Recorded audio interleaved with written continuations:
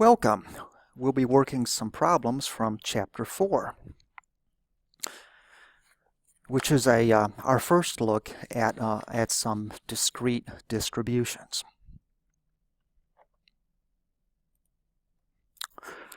First problem. Suppose 1,000 raffle tickets are sold at $25 each. There's going to be a grand prize of $10,000. And suppose we purchase 3 tickets. So what are we interested in here? Well, it would be pretty reasonable to say that we're interested in how much we earn, right? If we bought 3 tickets, well, we're hoping that we come out ahead. So in words, define the random variable x. Well, we just want to be a little bit more precise, phrase this in terms of a mathematical variable including units. So I would, there's more than one way you could say this, of course, but I would say x equals the amount earned in dollars. Because, in some problems you might be measuring things in millions of dollars or something. So just define this in a precise way. So if x turns out to be 100, we know exactly what that means. We earned $100. Now list the values that x may take on. Notice I said earnings here. We may win $10,000, but we wouldn't really earn $10,000 because we have to consider the amount we spent on tickets. And in my opinion, in the homework problems, they get a little sloppy about this. They're interested in what I am, the earnings, but it seems to me in a problem or two I saw them saying winnings, where they really mean earnings. In other words, what you get minus what you spent to get it. So hopefully as I do part C, you'll understand exactly what I mean by that. List the values that x may take on. Well, there's a pretty good chance, since there's only going to be one winner, there's a pretty good chance we don't win, right? What are our earnings? Well, you might say 0, but not really. We lost money. We bought 3 tickets at $25 a piece. So technically, one possibility is we're out $75. Okay? Rather than saying 0. The other possibility is that we do get lucky. We win the 10 grand, but of course it's not all profit. We spent 3 times 25 or $75, so technically our other possibility for earnings would be the $10,000 minus $75. Now that is 9,975. That's $25 short of 10,000. And those are the only 2 possibilities. You have the winning ticket, or you don't. The other 2 things we're going to do is construct a probability density function and then work out what our expected earnings will be. Expected earnings are very easy to calculate once you've gone to the trouble of writing out the density function.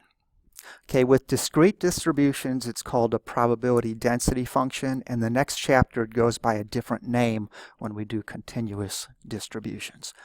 But anyway, since we're focusing on discrete here, I'll set up my table. The first column, I just want to be the x values, now there were only 2. Negative 75 and the 9,975. There may be many more values than that with some probability distributions. Now, in the next column, we write the probability associated with each of these. Now remember, there were 1,000 tickets, but we're not dealing with just one out of those 1,000. We're assuming here, remember, that we purchase 3 tickets.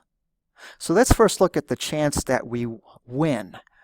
We have 3 out of 1,000 chances to win. So that would be, corresponding to the 9,975. Right? 1,000 tickets, we got 3 of them. 3 over 1,000. That, by the way, equals 0.00 3, just divide it out. Now, unfortunately, there's a chance that we lose, meaning that one of the other 997 tickets were drawn. So the chance that we lose is unfortunately fairly big. It's 997 over 1,000. Now you see if we only bought one ticket how this would change. The second one would be 1 over 1,000. The first one would be 999 over 1,000. But we gave ourselves 3 chances, essentially. And this is 0.997. Notice that these add up to 1. They'll always do that, although if you have to round on your calculator because of the rounding, they may not quite add up to 1.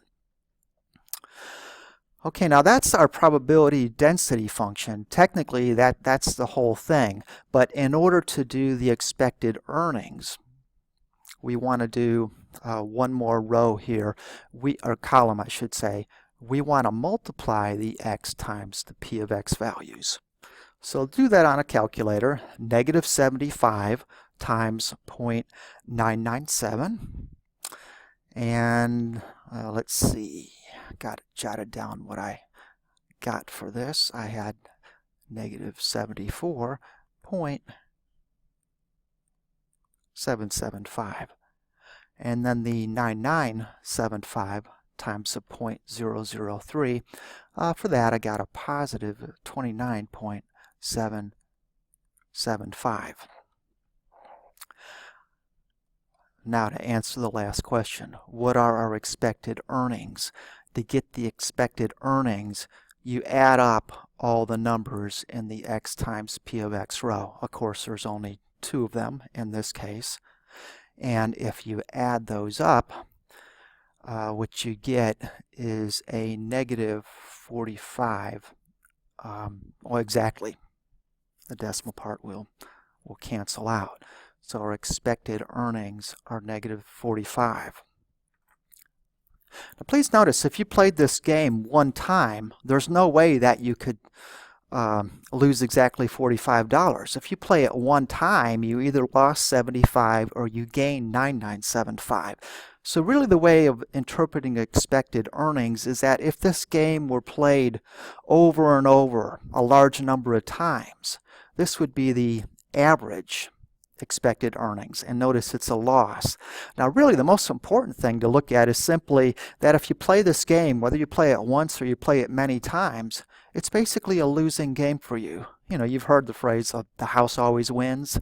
This is a way of quantifying that. A little more insight into this problem. Our expected earnings is negative $45, right? Now how many tickets was that for? 3. Divide that negative 45 by 3. So one way of looking at it is the expected earnings for every ticket sold would be negative 15. You know, that's kind of what the people that are selling the tickets know. They're essentially making $15 on every ticket that is sold. Okay, let's have a look at another problem. I'm going to complete the table, and then we're going to calculate a few probabilities. Okay, so we have a probability density function, and we have outcomes of 0, 1, 2, 3, or 4, and we have some probabilities given. Notice the probability associated with 3 is missing. Well, recall that all these probabilities here for any discrete probability function have to add to 1. So all you'd have to do is add up those 4 given numbers, subtract them from 1, and what you'll find easily enough there is that this missing number has to be 0.14. That's what will make all those add up to 1. Now, part A, the probability that x equals 3 is exactly equal to 3. It's just that line in the tables. So it's what we just filled in. It's 0.14. Now the probability that x is greater than 1. Well, that would be the probability that we have 2, and the probability of 3, and the probability of 4 occurring. Those add up to 0.75. Notice, since it said greater than 1, we didn't start with the 0.12. We had to jump up to the next one. Now, part C, the probability that x is less than or equal to 3. Here, I'll switch colors here. So notice, x is less than or equal to 3. That would include 3 and anything smaller than it. So that would be a matter of adding up these numbers here. So you could add up those 4 numbers. What you'd get would be 0.89. Notice another way of doing it, which is easy to do in your head, is you could just start with 1 and subtract away the 0.11. That would also give you 0.89.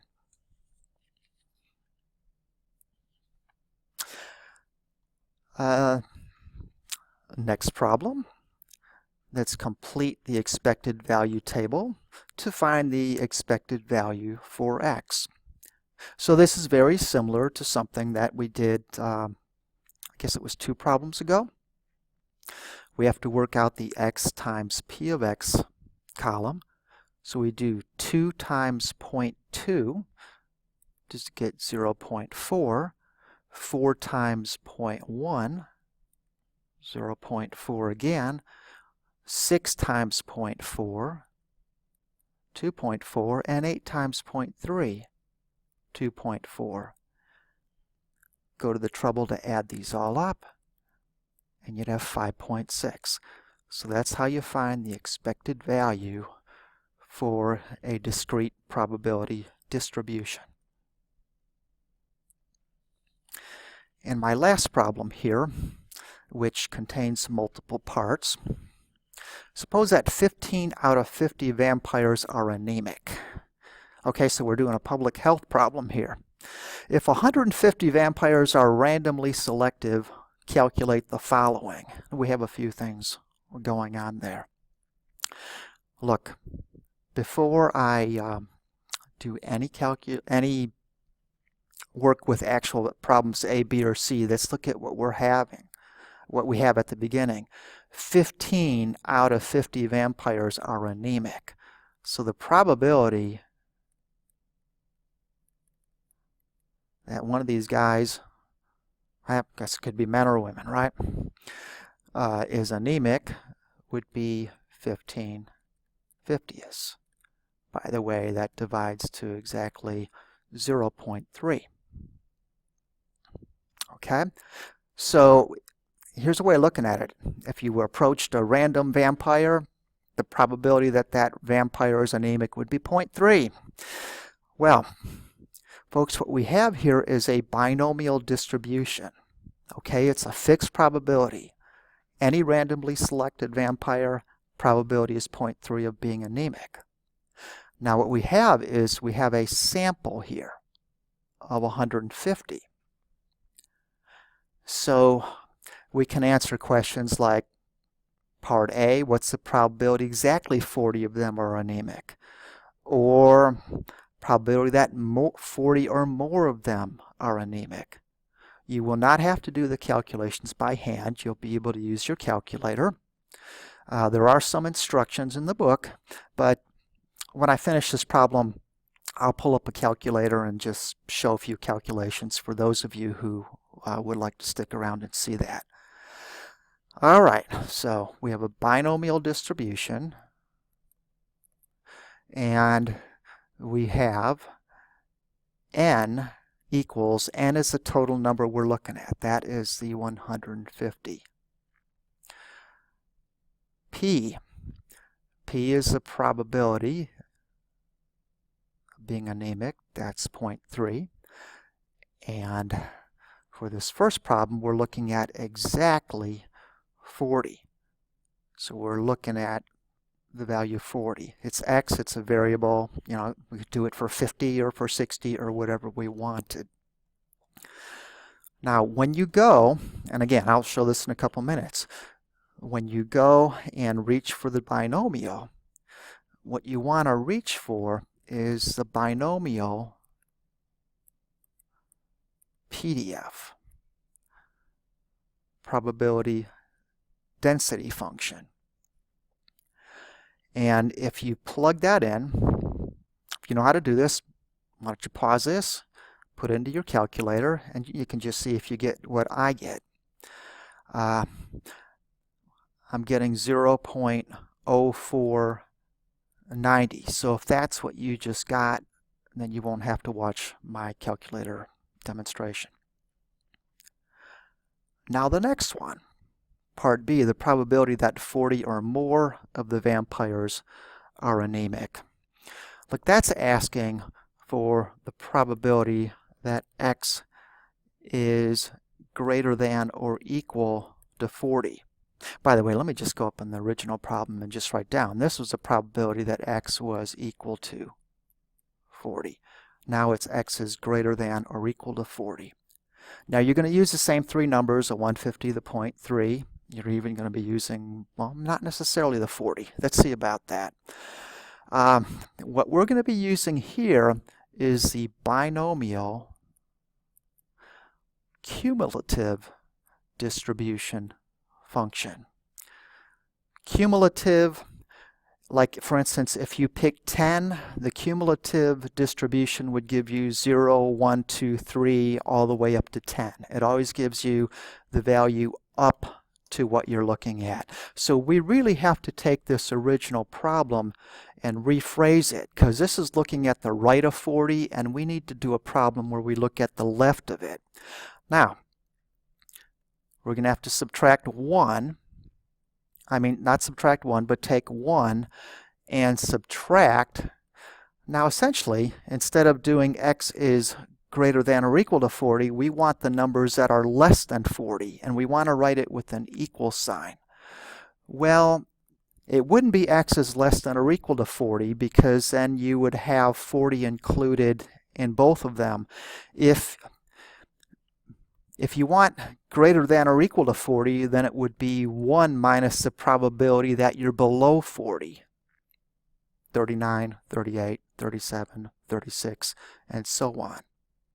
So now you can use the binomial cumulative distribution function to get that probability, and it would be 1 minus, let me look up what I got. I got 0.1636 equals 0.8364.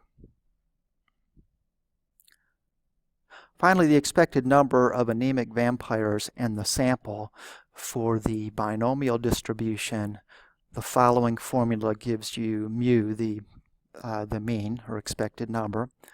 It equals NP, and so that would be our 150, which is N, and our P, which is 0.3, and it turns out to be 45. C should be the one answer on this page, which is kind of obvious. Look, there's a 30% chance of being anemic. We have 150. 30% of 150 is 45.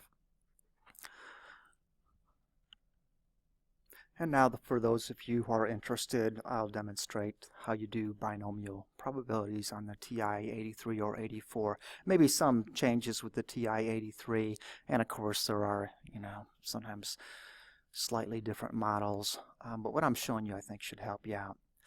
Now, to do a distribution like the binomial and many of the other distributions we'll be doing later on this semester, we want to get to our DISTR here, distributions. So it's in blue. We want to click there for the second button and then the variables key.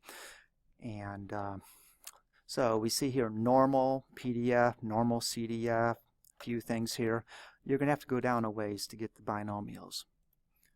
But so I'm using my down arrow key. You'll know them once you come to them. Okay, notice the bottom two there. A is binomial PDF. B is binomial CDF. Now the PDF is for binomial where you're doing x equals something, such as in part A where we did x equals 40. The CDF is where you want x is less than or equal to something, such as x is less than or equal to 39. Alright, so how about we'll go and we'll first do the PDF. Okay, so we'll select that. Okay, our trials, we in the last problem, remember we had 150 vampires randomly selected, so that is where we would do our 150. It's the number of trials over the sample size. Key down. Remember the probability of being anemic was 0.3. Key down again. And the x value, now the PDF is for x equals something. And so in part A we wanted x equals 40. Now not all, some models you can actually do enter and it shows the answer here. With this particular model, you go down to it highlights paste and then you do your enter key and it basically just brings up the statement. Then you can click enter and get the answer. And that's where I got the answer for part A.